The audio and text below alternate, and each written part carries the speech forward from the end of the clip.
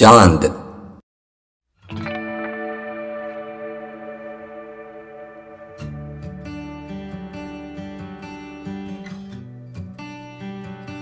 اے چاند، حسن تیرا فطرت کی آبرو ہے، تحفے حریم خاکی تیری قدیم خو ہے۔ یہ داغ سا جو تیرے سینے میں ہے نمایاں، عاشق ہے تو کسی کا یہ داغ آرزو ہے۔ میں مضطرب زمیں پر بے تاب تو فلک پر، تجھ کو بھی جستجو ہے مجھ کو بھی جستجو ہے۔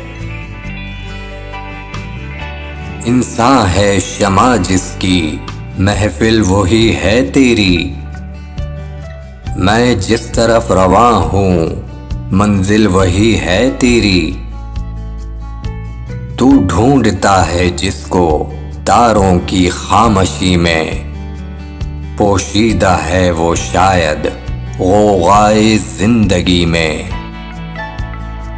استادہ سرو میں ہے سبزے میں سو رہا ہے، بلبل میں نغمہ زن ہے خاموش ہے کلی میں۔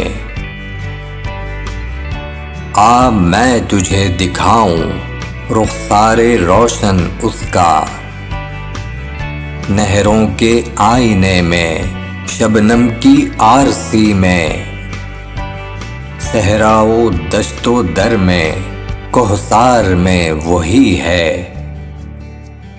انسان کے دل میں تیرے رخسار میں وہی ہے۔